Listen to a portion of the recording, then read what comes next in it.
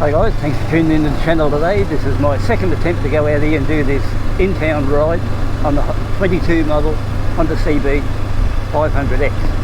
First one failed because the GoPro collapsed and went into a freeze, and nothing much I could do about that except lose a fair bit of good footage.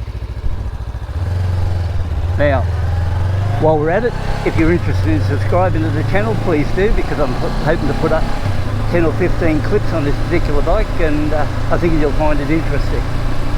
So apart from that, what do I notice about the first thing about this bike? Well, we never got the cold start earlier on when I first took off, but what I can tell you about the new 2022 model CB500x, and it'll come in handy if you're a new rider. The fueling is virtually perfect, and it's got no jerkiness in the throttle. It's really good, and you can see then it sort of runs around the corner really well. But I've virtually got a near cold motor anyway, but it's been a while since I was back on here while I was trying to figure out my GoPro problem. So best thing going, I think, compared to the previous models, and I've ridden 3 other bikes. I've actually owned 3 other CB500x. They all suffer from that jerky throttle, and I think there's 2 things that sort of worry people about bikes. One is really bad fueling. I mean, if you look at my 300L, the fueling's not crash hot. And the other thing is, you know, a bit of bar buzz or vibration. So they're the only couple of things you've got to worry about in most bikes. But if you're, like, this is more suited for learners or somebody coming back into the sport of motorcycle and want something a little bit lighter in the weight. But I suppose, you know, these 199 kilos are not that light. You know, I will say, going back a while ago when I was doing my scooter reviews, I thoroughly enjoyed doing those, and you know, it's just a pity they never got many views. But if anyone's on the fence and wants to know anything about a Honda Forza 350 or an X-Max 300, both current models, get back to me, because I own both and I did reviews on them and I know them really well. So apart from this one, we're on here now. I can look into the mirrors either side, nice and clear view. Just getting a bit of my arm in it, but you know, I can see virtually a full run back behind me. Another good point to this, if you're just coming into a motorbike and you're wondering one, you're always wondering about what gear you're in, and I'm running along now 5th gear, okay, at 50 kilometres an hour, and this bike's doing that quite easy. So I think as far as that, the riding position's good, actually a pretty comfortable seat really. And if you're here for the long haul and you say, well, I want to buy one of these and go good distance, well, it holds 17.5 litres in the fuel tank, so that'll get you roughly 500. I tell you what, gee, it leans over nicely back there, and you know, it'll get you 500 kilometres, I would say. Like at the moment, I fill this tank right up, so we'll get a good idea long term what you can expect for a tank, because I filled it up myself right up to the bottom part of the bar area where you go to and don't go any higher. And when I get down in the low and I put up a few Ks, I'll call into the garage and we'll fill it up and we'll just see how it goes. Now, in a one way, I don't care much about fuel on bikes because they don't cost much to run, but there are people out there like to know what it's going to get. But I tell you what, this is a nice, comfortable bike to ride, and sometimes when you back off in a higher red, you'll hear it. You'll hear it burble and crackle. But I tell you what, it's got a bit of toe in that mid-range, and you know, like I've only done what, 120 kilometres on it, so I'm not getting out here to flog the crap out of it. But I think over the next few clips you'll see me, apart from this, I don't really like riding in town much, but I really like riding out on the road. But geez, I tell you, it leans well. Yeah, so you'll find that when I take it out along the road, we'll give it a good burnout around there, see how it goes. I'm going to do a few acceleration runs. I'm going to run it over rough sections of road around here where I've run other bikes to see how it goes. Now look at how it runs over this section here, which is really rough. Didn't even notice it. Tell you what, gee, that new suspension on this bike's really good, so I think that's a bit aside. You know, like everything's really nice and sweet with this bike. It's a big improvement than what I've been on before. We'll just bring it down. What I'm in now, 2nd gear. Just see how it runs along, 25 kilometres an hour now in 2nd. You know, it runs along pretty good. That's pretty low gear, that 25 in 2nd. But we'll get it going. What I might do, I might run out along the road. Hope this old bastard knows what he's doing. what we'll do, we'll run it out on the road, and I might take it for a quick burst up to 80 kilometres an hour and just show you how it runs at 80. So yeah, so there's nothing really much I can say bad about this bike, because around town, you know, and I don't like riding around town much, it seems fairly well behaved. I think too that the twin discs up front, they're starting to bear in a little bit now, and I feel like I've got a little bit more bite than what I had when I first picked up the bike, where they were fairly spongy, nothing much going on at all. So from that point of view, you know, like the seating position's nice and comfortable. Foot peg area, a little bit strange at first when you get on the bike, but you get used to it. Mirrors nice and clear to look out of. It's running along now 50 kilometres an hour, no trouble at all in yeah, fourth gear. So that's a bit aside. I think to date, what I've done, about 122 kilometres. This is back on. I'll just try these brakes here and see how they go. There, you can feel a little bit of dive, and apart from that, when you're in third, you give it to it. See, you can really touch it. You have to be careful around here because they run speed cameras, so you don't want to get out and do anything silly. But apart from that, I think things are looking pretty good with this bike, and I would have to say, definitely out of all the bikes I've bought, and I've bought a heap of them, this would really take some beating, and I'm going to take it out later on and do some long runs in it. I haven't done any long runs, by my standard, long runs I'd say 300 k's. You know, that's a fair run for me, but good enough. But apart from that, it's a good thing. Now, I'll tell you one thing about this. This hill I'm coming up to now, any of the bikes that are bad fuelers, this is where I strike the problem. I'll come along here now, I'm sitting on 50 k's, and what I'll do is I'll back off as we're going down this hill. And this is where you get the jerkiness on a lot of bikes. And you would have got on this too, but not now. Look, I'm just letting it, no one behind me, I'm just letting it go along like this now, and it's fueling, or not really fueling, but it's not getting the jerkiness or throw you back and buck jumping and all that crap. And I reckon that's one of my favourite things I really dislike about motorbikes, when you get on and they've got bad fueling. But you know, I'm not saying the fueling's perfect on this, but yeah, it's improved since the first one I bought going back in 18, and 219 was a bit of a jerker. And the new suspension on this one now is really nice, so nice and sort of plush, runs over the bumps pretty good. So you know, I wouldn't say, if you was coming into one of these and you're thinking, oh, I'd have to do suspension changes and things like that, no, you won't have to do nothing. Like, you've got all this here for just a few $100s more than what the old one cost.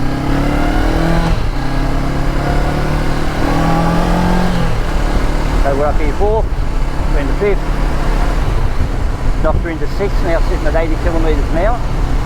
And if anything, I'm going to try, I'm going to whip up this windscreen to the highest setting, see if it goes a little bit better on that one. I think it'll improve it a little bit there now. I mean, it's not too bad now, but you know, I think I can improve it more. I think with the when they brought in the 19 front, 17 back rear wheel on this bike, it improved it quite a bit too. So if you ask Warro, any wives running in this bike at 80 kilometres an hour, slight buzz in the bars, and you can feel it there in the foot pegs. So you know, regardless of whether people like it or not, I'm telling you it's there, and that's all there is to it. No one else, I think, mentioned it had any in it, that it's there, you can feel it. But what I will say, when you get to 90 or up around 100, it sort of tames down a bit there. And when it tames down, take into account, I didn't buy this bike to ride around town. Like, I bought it if I want to go out along the road. I've got a new bike arriving in a matter of weeks. That's going to be me adventure sort of, you know, hopefully one I'll get a bit of a thrill out and go out and do a few roadside cooks and stuff like that. That's the purpose of that bike, because it's going to be a nostalgia ride. And this one here, this is one if I want to go out and, say for example, I want to go out and do 200 or 300 kilometres, this would be the one I drove, because I class this as a very, very reliable bike. So that's why I'm going to swing in that direction. My 300L, I'll class it for something if I want to go out and do a bit of dirt road running. I'd be more comfortable on a 140 kilo bike, the 300L, which can get me out of trouble, than if I reckon if I went down the track on this one and something went wrong and it fell over. Hardy's over for Warro, I've left the bike there, and I'm walking out. Like, that's all there is to it. Like, make it sweet and simple. I'm walking. So that bit aside, after now with 122 k's on the bike, I would like to hope that these twin discs, you know, really come into their own. They came into their own on the Forza and the little Grom. Just took a while. It was real sort of spongy or sort of woody or dead like this. But after I'd been on it a while, you know, they picked up and they become really good stoppers, especially the one on the Forza, you know, like I just said about the exhaust and backfire, but all the wood ducts there, almost like a wood duck party. So all things aside, I think they've done a really good job on this 22 model Honda CB500X compared to ones I've been on before. And you know, between the suspension, the fueling, and a couple of other mods, they're the main ones. You know, your front, the new upside down front forks, and the I suppose the 5-speed adjustable rear shock there. But I haven't touched the back. I haven't touched nothing on the bike. And I'll tell you another thing too, if you're a beginner to come into it, you'll have absolutely no trouble with the slipper clutch, because back in 2019 when I tested this bike, I thought it was unreal, the slipper clutch on this, and I thought it was as good as what was on the 650 Interceptor at the time, and it had a really good, you know, the first slipper clutch experience was, I think, one of the highlights of my career, I reckon, riding the bike, because you get onto some of these bikes and they've got really crappy clutches, and the more bikes you ride, the more you get onto some crap. Some of them are like you're riding 50-year-old bikes, correction, some of them are like you're riding a clutch from a 50-year-old bike going back in the 70s. They're that bad. But I'll tell you what, this one here, over here, Old Faithful on the left, it's really almost butter smooth on this one, and you'll be 100% satisfied with that. I'd also sort of point out today that it was really a nice bike to kick over. You can just come out, as I said earlier, kick it over, get on it, ride it off, and you know, you'll be pretty happy with this bike in that respect as far as how easy it is to take off. I'd say even on a really cold day they got the fuel and that good that it's not going to cause you any drama on the ride itself. But I do like how it leans over. At first you think you're a bit top heavy, but the ride itself is really, you know, when you come to corners, you know, it'll just lean over, no trouble whatsoever, and you don't really notice much the weight on a motorcycle, like if I compared to some other bikes I've had in this price or weight range. But what you do notice is, when I was riding the scooters are a lot better as far as handling the weight. I mean, the Forza 350, it came in 185 kilos, and it was a lot easier to manage on that one. So you know, you can, this one's only 15 heavier, but it feels like it's a lot more than that. But I think once I put a bit of mileage on the tyres, I think you'll find this is a pretty great bike to ride around with no drama, and you know, I think out along the road and the way it handles bumps, I reckon it'll be a fair bit of a pleasure to get in later on and give it to it. But you know, just had a backfire or burble a bit then when I went through the gears. So now back in this instrumentation, this old school, and they've had it out now since 2019. It's you know, you can see how fast you're going with no drama whatsoever, and you can see the gear indicator. When it gets to some of the other ones, you have a little bit of trouble seeing what's going on. But I think, you know, like they are small and it's a bit dated, and people like seem to think now they'd rather have what is it, some TLC or LCD or something. Yeah, so, but as far as I can get now, I have no trouble here seeing the main things I want. I only want to know, if I have to, what gear I'm in, plus how fast I'm going, and then after that, you know, like the other's only minor stuff to occupy your brain box while you're riding along. So the main thing is you can see everything nice and clear, and you can move through the gears really quick too. So it's a really slick gearbox, mated with the clutch, and you know, you're actually out there, I'd say, later on ready to party, and I reckon I'll be able to move this bike along at a reasonable pace. So that bit aside, you know, like I think I'll give you a good idea roughly what it's like to ride around town. And the thing is, it's not too bad. But like I said, my riding majority of it, 90%, 95%, is going to be out on the road, and that's where I like riding bikes rather than, you know, swing them around town. But I thought I'd bring it in, take it a little lap around here, just show you what it's like to ride around the streets. Pretty uneventful. It's a little bit windy out here today too, because I can feel the sort of wind hitting me as I'm going along. But yeah, you can, I'll tell you what, later on when I start giving it to it, and I will give it to it, I'll be interested to see how well that exhaust crackles, because on the 2019 model, it was a really nice cracklet exhaust, you know, when you're going along, and it backed off and let it overrun. And but look at this going over these bumps, just riding over them. You know, you go, like here, you know you're going over them, or well, I've gone over them, but, you know, really smooth ride. So, you know, I've been on a few terror bikes where I got the chabbers, when I see them coming along, I'll get my ass off the seat so I don't get jolted around and get a sore back. But, you know, like that was a bad one there, just bounced over it. Even yesterday out on the ride, see, this bike's only 1 day old. Yesterday when I was out on the run, I struck into a problem where I hit one of these big potholes like this, and I was expecting to really cop it, and I just ran straight over it. So, you know, I wouldn't recommend, it wasn't done on purpose, it was just accident, but I wouldn't recommend going out and doing it. But that's what happened, you know. Like, yeah, I reckon when later on I'll get out and give this a bloody workout. You mightn't see the results on the film. There's a little backfire there as I go around that bed. Yeah, but I'll give it a bloody, I'll give it the 500X. I mean, you know, I might be sort of riding it easy now on camera, but believe me, like it wasn't that long ago, I spent 12 grand on the MX-5 when I had it, and upgraded the motor to 300 rear wheel horsepower, which is around 350 horsepower, then took it up into Northern Territory, Australia, and ran it flat out. And I was up there I was up there driving it along at 235 kilometres an hour, and if I would have had the guts to go faster, I would have got up to 270, but I was having trouble keeping it on the road. So, you know, if you say, do I need speed, I don't mind it.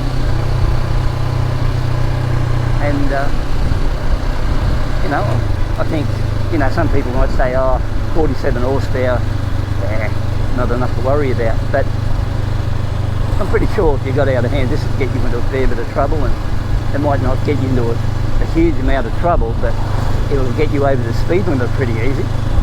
So that bit aside, I would say, you know, I first ride out yesterday, I had sore shoulders from, well, spread of the handlebars. Today they're not too bad, but I haven't been out on a longer run. But what I'd like to do is put up a quick few hundred kilometres on this one, and then I can get out there and up the pace, and then I'm going to put a one of the microphones over towards the back exhaust, and we'll see how, or if it crackles a bit when you're going along. So that's the plan. We'll see what happens, and all I hope is I don't have to go out for the third time to do this test, and this crappy this crappy GoPro 10 does the right thing and works. I don't know, I'm pretty disgusted with these GoPro. Like, I don't know how they can charge you so much money and the bloody things hardly work all the time. And when I had some of the cheaper adventure cameras worth $150 or $200 compared to 6 or 7, those ones worked well and you never had any trouble with them. But this bit of crap I just bought, I've had nothing but trouble with it.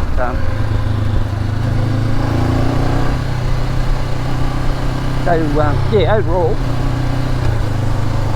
you know, I just like how you can flick it straight in the gears like there, down, and yeah, I tell you what, that exhaust is sort of coming up, and I don't mind the exhaust, but I like the exhaust when they're for free, and they do make a bit of noise compared to spending a huge amount of money. Now, while we're at it, if you've got any interest, what I might put up later on is I might put up the $90 sports exhaust I put on the Honda Grom, and I tell you what, you wouldn't waste money on the other ones, because for $90 why waste $1,000 on a acrophobic, which I reckon's total waste of money. But on the other hand, I spent $3,500 on the exhaust on the Mazda in that MX-5 turbo, so you know, I suppose I can't talk too much.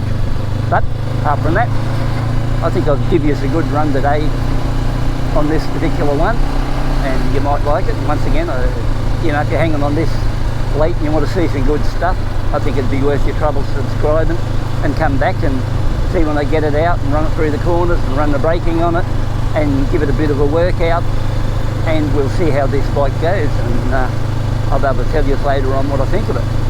So I think that's something to look forward to.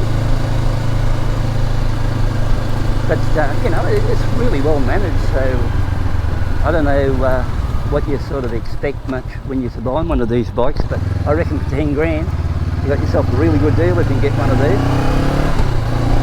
See that bump there across the road, bounced over that quite easy, like no trouble whatsoever, just ran straight over it. I think I'll start using the brakes more on it now and see if I can get them up to, you can feel it dive now. Yeah, see?